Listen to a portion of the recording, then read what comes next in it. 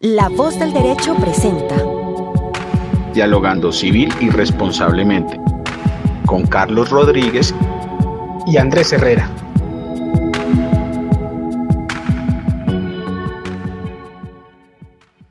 Buenos días, les damos la bienvenida a todos nuestros oyentes de Dialogando Civil y Responsablemente en La Voz del Derecho, en nuestro segundo capítulo de nuestra primera temporada. Hoy queremos tocar un tema que para muchos abogados en el contexto de litigio y no en el litigio también y al momento de explicar los conceptos, causa un poco de fatiga, pues obviamente al momento de tratar y dar una exposición jurídica y concisa y clara para que el juez que recepcione la demanda y nuestros clientes tengan una mayor claridad, pues nos lleva a veces a un poco de confusiones. Hoy queremos tocar el tema de si es necesario unificar la responsabilidad civil. Yo creo que es un tema académico, jurisprudencial, que ha habido muchos avances últimamente, pues nos ha mostrado que el derecho es variable y cambiante, como lo tratábamos en el programa pasado, pues a través del tiempo y la sociedad va haciendo que el derecho evolucione. Andrés, muy buenos días, ¿cómo se encuentra el día de hoy? Bueno, Carlos, muy bien, gracias a Dios, bien. Cordial saludo pues para usted, para todo el equipo que nos ayuda para que este programa salga al aire y pues a nuestros oyentes que espero que cada vez sigan creciendo. Yo creo que vamos por buen camino y nada, Carlos, pues usted acaba de mencionar el tema que se va a tratar el día de hoy y considero y comparto su opinión. Es un tema que tal vez va más desde el punto de vista académico y uno que otro desarrollo jurisprudencial. Entonces, definitivamente podemos decir que desde el punto de vista legislativo ha estado muy marcado. No ha habido punto de discrepancia en materia legislativa y creo que a futuro y en algún momento, no sé si pronto o lejano, pues va a ser una tarea del legislador tratar de mirar si es necesario unificarlo o no, Carlos, el tema de la responsabilidad civil contractual y extracontractual. Totalmente de acuerdo, Andrés, y yo quiero que estas exposiciones de responsabilidad civil la gente se familiarice mucho con el tema y sepa que es una cotidianidad y es lo que vivimos día a día. Yo quiero traer a colación un ejemplo muy sencillo, es donde Pedro contrata a Juan para la elaboración de un edificio. A su vez, con tan mala suerte que Juan, pues al momento de hacer el edificio, se derrumba, lo que pues puede pasar en muchas construcciones que vemos en Colombia, pues que ese es el boom ahorita en la construcción, y vemos que la responsabilidad civil juega un papel fundamentalmente en este tema. Y traigo a colación este ejemplo, ¿por qué? Porque es sencillo, pero le va a mostrar a las personas que le puede suceder día a día. Cuando Juan construyó el edificio, sus bases quedaron muy inestables y se derrumbó. Cuando Pedro llegaba a la obra con tan mala suerte que el carro que venía sufrió daños por ese derrumbe. Entonces, jugamos aquí dos vertientes, la responsabilidad contractual y la extracontractual. La contractual porque Pedro y Juan contratan para la realización de un edificio y una edificación, la cual se cae por la mala elaboración y construcción de Juan. Si vemos más allá, y por qué traigo el ejemplo, y dirán que es un ejemplo un poco básico, pero es muy necesario para que la gente entienda la magnitud de la responsabilidad. Y nos vamos a la acción extracontractual. ¿Por qué? A la responsabilidad extracontractual. ¿Se daña el carro? Sí. Entonces uno se pregunta, pero si el edificio fue un contrato entre Pedro y Juan, ¿por qué el carro también tiene que ver ahí? Totalmente. Y esa es la pregunta. Yo quiero traer a colación también un concepto del ex magistrado de la Corte Suprema, Jorge Santos Ballesteros, donde acoge la tesis del derecho comparado argentino, en el cual dice que se pueden jugar con estas dos figuras, tanto contractual como extracontractual. En Argentina hablamos de los tratos preliminares que se denomina en Argentina tratativas. Entonces, él no es muy lejano a este concepto. Lo que estamos tratando, como lo mencionó usted, Andrés, la doctrina y la academia han demostrado que se puede tratar este tema y que hay varias posturas. En Argentina, en Brasil, en Perú, hay varias posturas sobre derecho comparado que debemos mencionar. Para mí la más importante, y hablando de derecho comparado, es la Argentina, porque dice que sí se puede tratar, que no es tan lejano a la realidad. Entonces, estoy de acuerdo con este tratadista, con este ex magistrado, perdón, y considero que usted también tiene una posición muy similar a la de Jorge Santos Ballesteros, Andrés. Pues digamos que sí, pero también entrando en materia, es una discusión que no solamente involucra nuestro ordenamiento jurídico, pues usted acaba de mencionarlo frente a una mención al derecho comparado. Sin embargo, pues es un tema que es a nivel global este punto de discusión, no es una discusión pasiva. Si usted lee autores, muchos dicen que nunca va a ser posible una unificación en materia de responsabilidad civil. Otros manifiestan que sí, que ya es hora de hacerlo, que no debería existir una comparación en virtud de los daños, ¿sí? Porque tal vez una de las diferencias que más marcan este punto de controversia es el tema de verificar si en materia contractual solamente se deberán responder a aquellos perjuicios que son previsibles o si necesariamente tendremos que también indemnizar aquellos perjuicios que no son previsibles. Entonces, desde el punto de vista de la materia de daños como tal, sí considero que no debería existir tal distinción, ¿sí? ¿Por qué? Porque pues soy de las personas que piensan que desde el momento en que se genere un daño, independientemente si la otra persona me tiene que responder por los previsibles o los imprevisibles, si yo estoy sufriendo el daño, pues bien lo dice el artículo 2341, en el derecho de reclamar la indemnización, ¿sí? Si a mí se me causa un perjuicio, pues estoy plenamente en la capacidad de reclamar mi derecho a que sea indemnizado, independientemente de que en materia contractual solamente se me reparen ciertos daños. Y no estamos tan lejos, porque hay jurisprudencia de la Corte Suprema de Justicia un poco reciente, en donde en materia contractual ya han indemnizado perjuicios morales por violación al derecho a imagen, a la dignidad y a la honra de una persona. Entonces, pienso que no estamos lejos. Considero yo que dentro del ejemplo que su merced plantea, bien lo menciona usted, es un ejemplo muy básico, muy común, pues para que la gente pueda lograr entender un poco el tema que estamos hablando.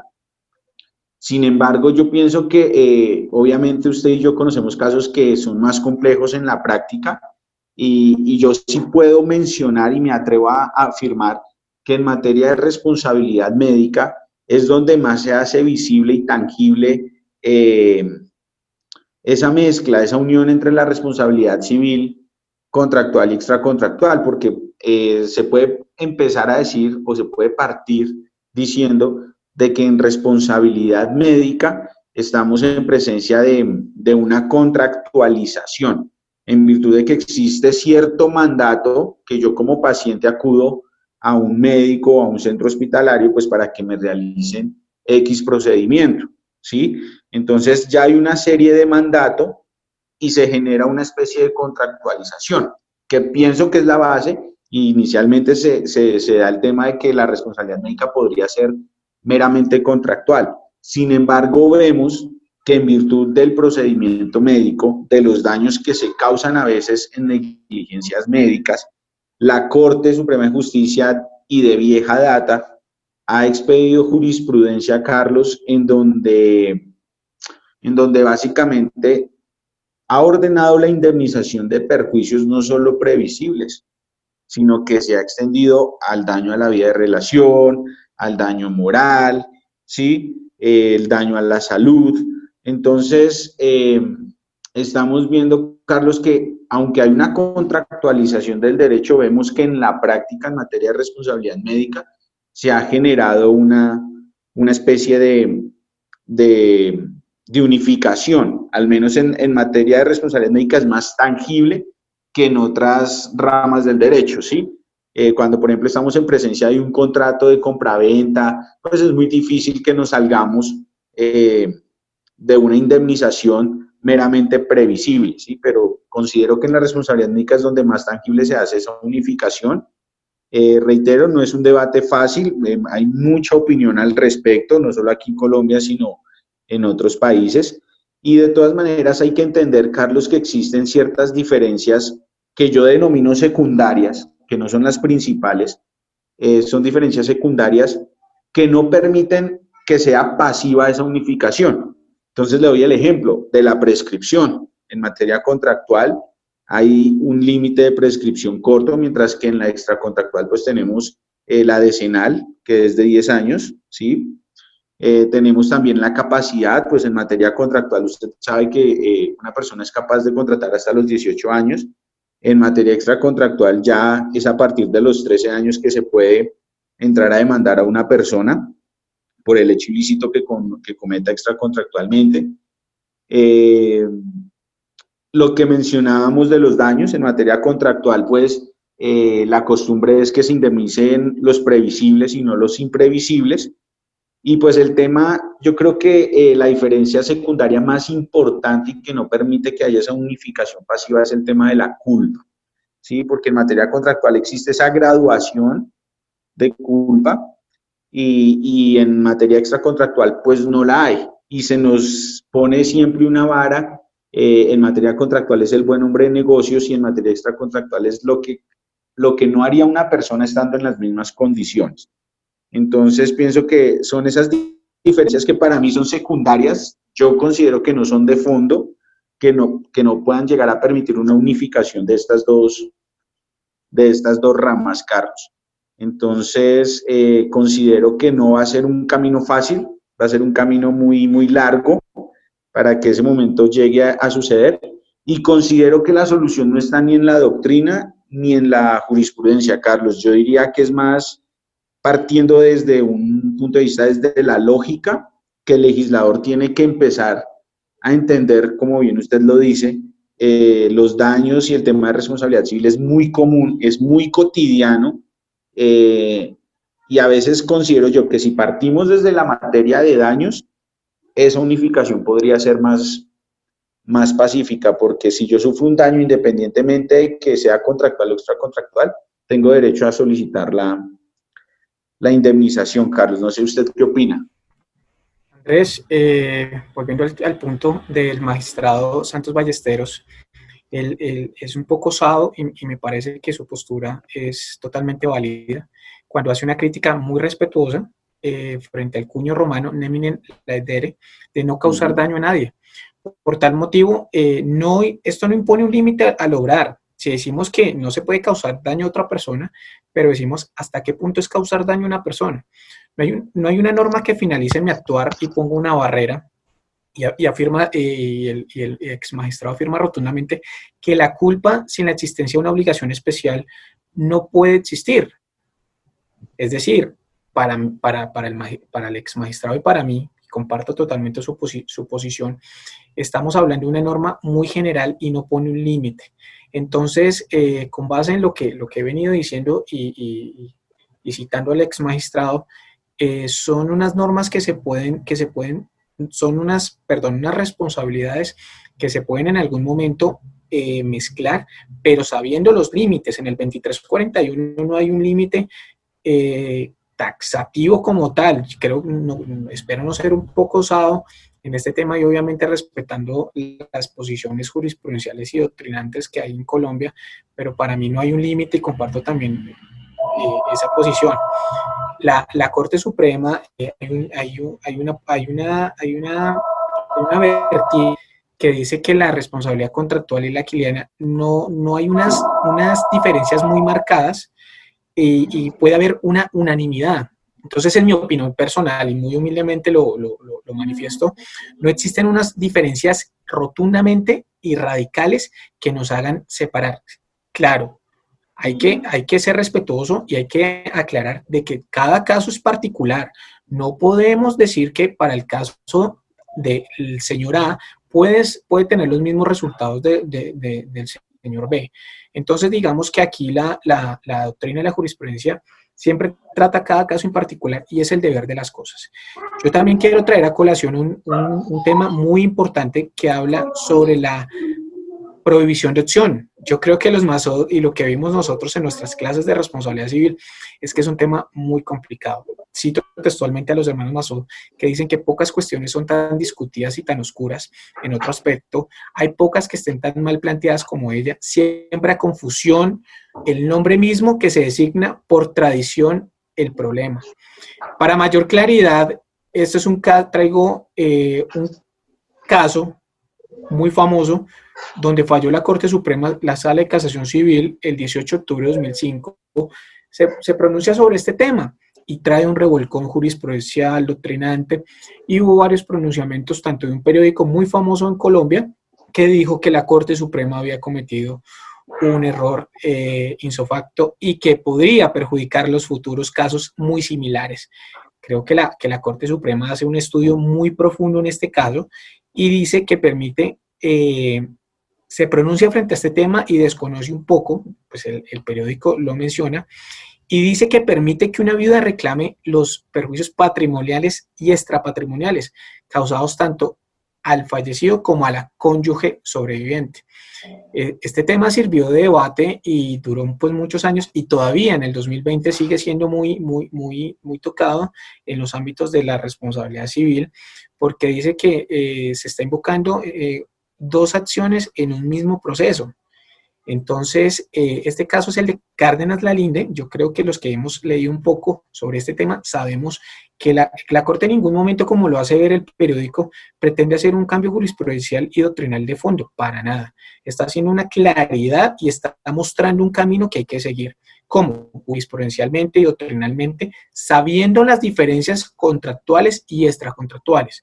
Entonces, no podemos indilgar una responsabilidad a la Corte Suprema, ni ser osados en decir que la Corte Suprema no nos está mostrando un camino pues el cual no podemos transitar.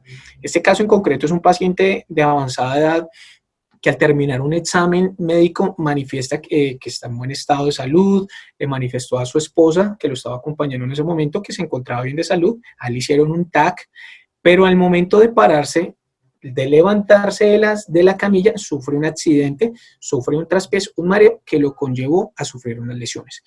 Producto de esas lesiones, lo llevaron días después a la muerte. Entonces la demandante, sus pretensiones, busca que se le indemnice los perjuicios morales. Aquí hablamos de la acción hereditaria, ¿sí? Y que sufrió su esposo al verse postrado en una cama y producto de los dolores padecidos. Total, ella está en todo su derecho y está peleando desde la acción hereditaria que tiene como derecho. Igualmente, él ya está manifestando el sufrimiento que ella sufrió al ver a su esposo postrado en la cama. La acción hereditaria, valga la aclaración, hereditaria que le heredó su esposo producto del accidente de lo que sufrió. Me gusta ser claro en este tema. Y la acción personal que ella reclama al ver a su esposo postrado en una cama. Entonces, Andrés, yo creo que este tema de provisión de opción es muy importante y debemos hacer un poco de claridad porque nos muestra y nos enmarca el camino al momento de interponer una demanda y decir, ¿me voy por la contractual o la extracontractual? No sé usted qué opina en este caso, Andrés. Sí, no, pues digamos que lo que usted dice es de que uno tenga muy claros los límites, pues no creo que vaya a ser una mayor complejidad. Lo importante es, y es más, pienso que el principio de iuras novit curia ya da esa solución al problema en virtud de que a la hora de cometer un error en la denominación de la demanda, si va contractual o extracontractual, pues dicho principio ya está establecido en el artículo 28 de la Constitución Política de Colombia y es deber del juez encauzar la acción conforme a derecho y a como los hechos y las pruebas demuestren cuál es la vía judicial efectiva para solucionar el caso. A lo que yo considero es que van a haber casos en los que va a ser necesaria de pronto una unificación concreta o definitivamente partir muy bien los límites de cada una de las responsabilidades y pienso que de todas maneras hay varias tesis que el doctor Carlos Ignacio Jaramillo ha manifestado. Entre ellas hay tres tesis que él dice que actualmente están generando esta clase de debate y la primera de ellas es la tesis dualista, en donde es muy marcada la diferencia entre la responsabilidad civil contractual y la extracontractual. Creo que esa es la que estamos viendo, ¿no, Carlos? Es la que actualmente no permite que, que haya un criterio pacífico en este tema de unificar las dos responsabilidades. Nuestro ordenamiento jurídico lo tiene muy marcado. Desde el artículo 1602 y siguientes, pues está la responsabilidad civil contractual y pues la extracontractual desde el 2341, ¿sí? Entonces, en nuestro ordenamiento está muy marcada esa tesis dualista y no creo que vaya a ser muy pacifista esa unificación, al menos en un tiempo cercano, ¿sí? La otra tesis que manifiesta el gran tratadista y ex magistrado Carlos Ignacio Jaramillo es la tesis monista, en donde él postula que es viable una unificación de ambas corrientes, de la responsabilidad civil contractual y extracontractual. Obviamente hay que hacer el análisis muy bien de los límites, como usted lo acaba de mencionar, que yo le denomino es efectos secundarios, ¿sí? O límites secundarios, que ya los mencioné. Pienso que si el ordenamiento jurídico o el legislador permite tal vez unificar esas diferencias como es la prescripción, la capacidad, la extensión indemnizable y la culpa, pues considero que de regularse este tema en ambas responsabilidades podría llegarse a una unificación pasiva. Y la que sí no comparto y creo que ningún autor comparte, son muy pocos los que lo han hecho, pues es la existencia única de una responsabilidad civil extracontractual, es decir, señalar que la responsabilidad civil contractual no existe, simplemente hace parte del derecho de contratos y que sus incumplimientos pues tienen que ser indemnizados de conformidad al contrato. Entonces le doy el ejemplo, la promesa de compraventa, cuando se coloca una cláusula penal, pues ya el mismo contrato le está manifestando a usted que a la hora de un incumplimiento pues se paga una cláusula penal y no tendríamos que entrar a analizar de pronto algunos puntos que sí se tienen que entrar a analizar en materia de responsabilidad civil. Sin embargo, considero yo que a la hora de analizar cualquier tipo de responsabilidad civil contractual o extracontractual, pues tendríamos que analizar los elementos de la responsabilidad. Entonces, es por eso que no comparto esa postura, porque aunque una cláusula penal a mí me indique cuál es el monto a indemnizar, yo tengo que entrar a mirar cuáles fueron las condiciones de tiempo, modo y lugar que originaron ese incumplimiento de contrato. Y ahí entraría yo a analizar la conducta, el contrato, el daño, ¿sí? Y si fue con culpa o no ese incumplimiento. Entonces, sí pienso que hay que entrar a mirar todo eso, Carlos. Independientemente de que sea contractual o extracontractual, siempre se tendrá que analizar los elementos de la responsabilidad civil. Y pues partiendo de ahí, yo me atrevo a manifestar que en un futuro lejano podríamos estar hablando de una tesis monista, Carlos.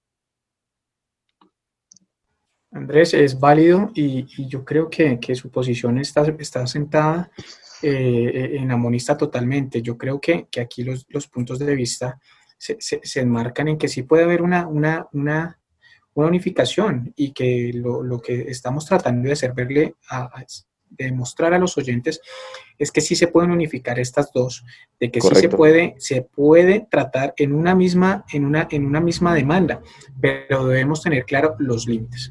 Los límites es lo más importante. Correcto. No podemos saltar de la contractual y pasarnos a la extracontractual, porque yo considero que me beneficia más. No. Usted fue muy enfático y lo dijo, el juez es el que tiene que marcar, que tiene que llevar a buen término la demanda y demostrar y mostrarle a los intervenientes del proceso que se están equivocando en algún momento al invocar alguna acción.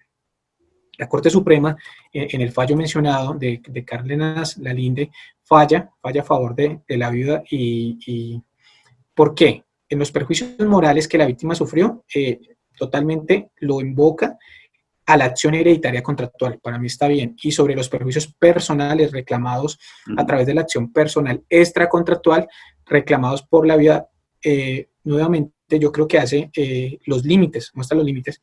Y como lo dijo el periódico, que estaba en error el alto tribunal, me parece que en ningún momento está en un yerro. Trajo a colación nuevamente la opción de provisión y nos mostró que sí se puede marcar. Entonces, yo creo que si los abogados son son juiciosos en el estudio de las dos diferencias, de las dos responsabilidades, saben manejar estas figuras y sus límites. Yo tengo la certeza de que se puede invocar las dos acciones en un mismo proceso, por economía procesal y mayor claridad en la indemnización de perjuicios. Yo creo que las personas, y debemos ser conscientes en el ejercicio del derecho, tener claro los límites y yo qué puedo cobrar.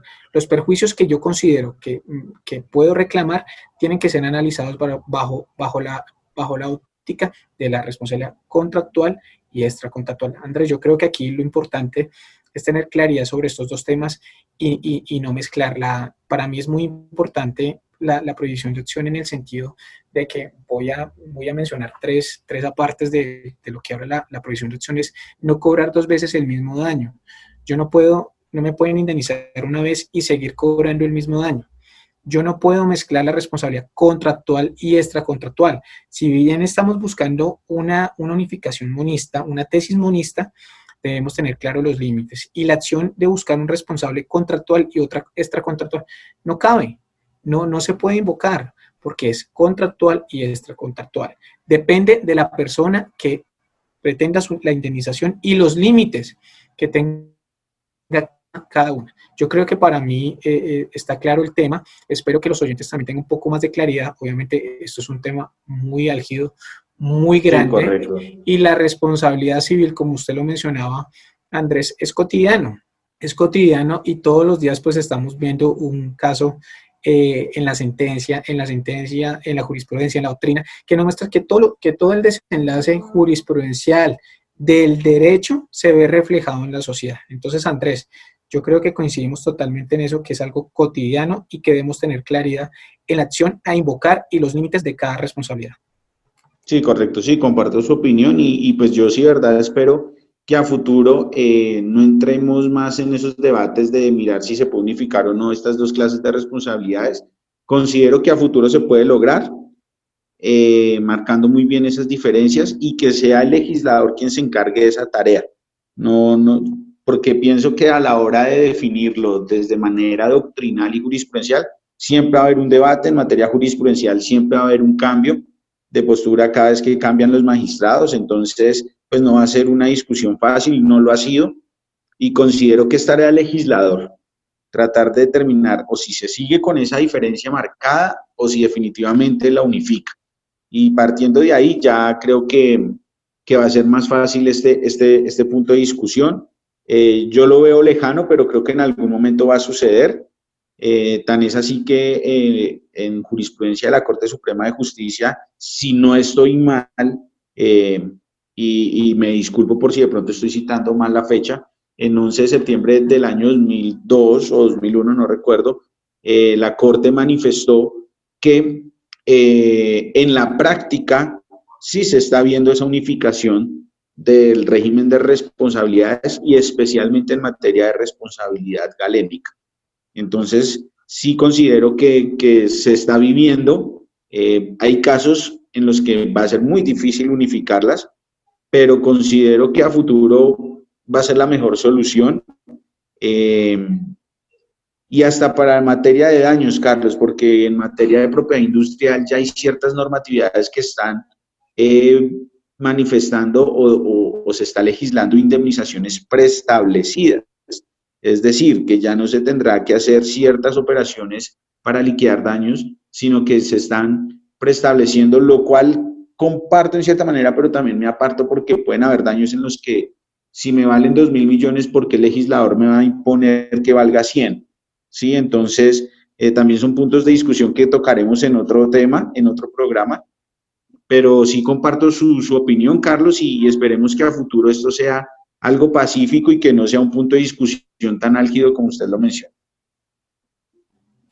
Andrés, muchas gracias por sus aportes. Yo creo que dejamos claro un poco más la diferencia entre responsabilidad contractual y extracontractual. Queremos hacerle énfasis a los juristas, a todos los intervenientes del derecho, que se debe mantener el límite, se debe respetar los límites. Aunque Santos Ballesteros dice que el 2341 no impone límites, pues comparto un poco su posición. Yo creo que al invocar una acción se debe tener y se deben presentar los argumentos sólidos para que el juez pueda determinar qué acción se está invocando. Pero como usted también lo mencionó, Andrés, el juez es el conductor, el que debe llevar a buen término estas controversias que se suscitan día a día. Como siempre lo hemos mencionado, lo seguiremos mencionando, eso es algo cotidiano. Entonces, agradecemos a todos a toda la audiencia. Esto fue Dialogando Civil y Responsablemente en La Voz del Derecho. Nos vemos dentro de 15 días. Muchas gracias. Bueno, Carlos, feliz día. Gracias a todos. Hasta luego. La Voz del Derecho presentó Dialogando Civil y Responsablemente con Carlos Rodríguez y Andrés Herrera.